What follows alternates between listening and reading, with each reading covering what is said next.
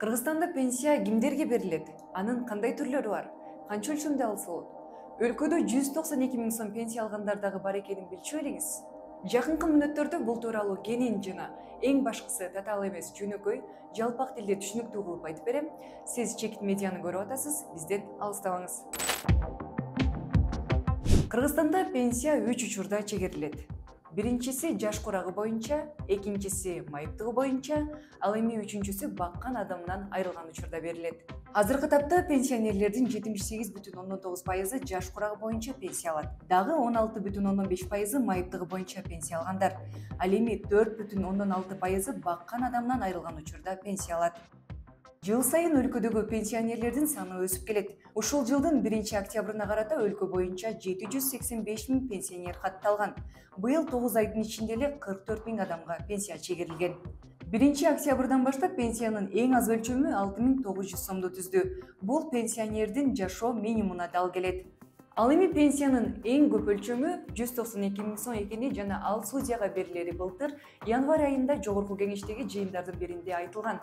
Судьялардын пенсиясынын жогору болушу алардын жогорку статусуна, аларга коюлган чоң талаптарга байланыштуу деп айтылат. Мындан тышкары судьянын иш стажына жараша жана коррупцияны алдын алуу үчүн деп дагы түшүндүрүлөт.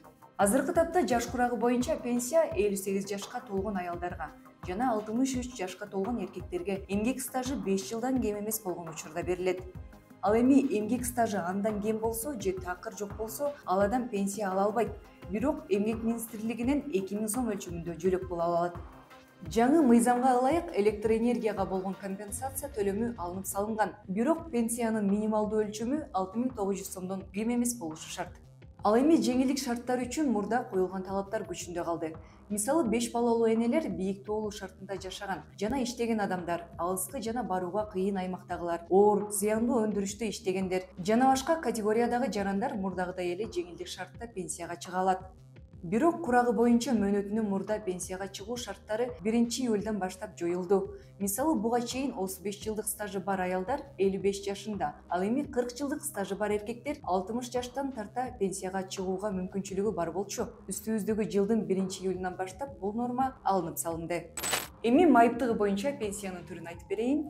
Бул каражатты камсыздандырылган же стажы бар адамдар ала алат. Ал эми пенсия алууга укугу жок болсо, майыптыгы боюнча жөлөк пул эмгек министрлиги тарабынан берилет. Башкача айтканда, социалдык фондко буга чейин каражат которуп жүргөн жарандар майыптыгы боюнча соцфонддон пенсия алууга же эмгек министрлигинен жөлөк пул алууга бир жолу тандоо мүмкүнчүлүгү бар. Бул пенсиянын түрү адам эмгекке жарактуулугун толук жоготкон учурда же майыптыгы бар деп табылган учурда берилет. Ден соолугу калыбына келгенге чейин пенсия чегерилип турат. Эгерде жарандын майыптыгы бар деп табылса, пенсия бөлүп берүүдө анын жаш курагы менен эмгек стажы эске алынат. Мисалы 23 жашка толо элек жарандын 1 жылдык стажы бар болсо, 23 жаштан 26 жашка чейин 2 жылдык стажы бар болсо, 26 жаштан 31 жашка чейин 3 жылдык стажы бар болсо, же 31 жаштан жогору болгон учурда 5 жылдык эмгек стажы бар болсо, ушул учурларда гана жарандар майыптыгы боюнча пенсия алууга укуктуу. Калган учурларда эмгек социалдык камсыздоо министрлиги тарабынан жөлөк пул ала алат. Кыргызстанда майыптыгы боюнча пенсиянын өлчөмү 8231 сомду түзүп келген. 1-октябрдан тарта анын камсыздандыруу бөлүгү кеминде 18%га көтөрүлгөнү айтылды.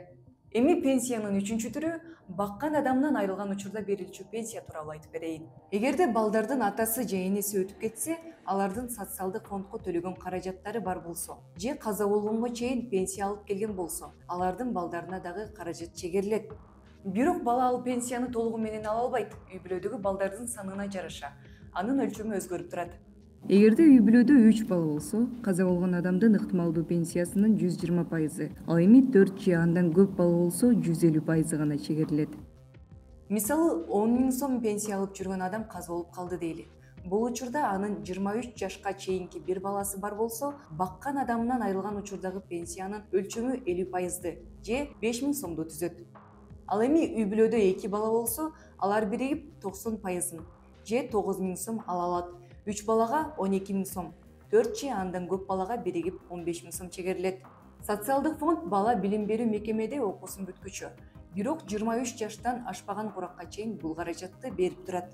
Азыркы тапта Кыргызстандагы пенсия системасы тилектештик топтомо системасы деп аталат. Бул деген учурдагы иштеп аткан жарандар азыркы пенсионерлерди камсыздайт жана өзүнүн болочоктогу пенсиясына кошумча каражат пенсиянын топтомо бөлүмүн чогултат дегенди билдирет. Эл аралык эмгек уюмунун маалыматына ылайык, өлкөдө пенсия системасы туруктуу жана бекем иштеши үчүн бир пенсионерге 3 иштеп аткан адам туура келиши керек. Ал эми Кыргызстанда бир пенсионерге учурда 1 же 0,8 гана иштеген адам туура келет. Пенсия 3 бөлүктөн турат. Биринчиси бул базалык бөлүк, экинчиси биринчи камсыздандыруу бөлүгү жана үчүнчүсү экинчи камсыздандыруу бөлүгү. Мындан тышкары дагы топтомо деген бөлүк бар. Булардын ар бирине кийинки чыгарылыштарда кенен токтоп, ар бири тууралуу так, даана жана түшүнүктүү маалымат берем. Бул маалыматты бир гана чекит медиадан көрө аласыздар. Андыктан биздин каналга катталып чындыкты билиңиз. Сиздер менен мен Айкөмүш болдум. Көрүшкөнчө.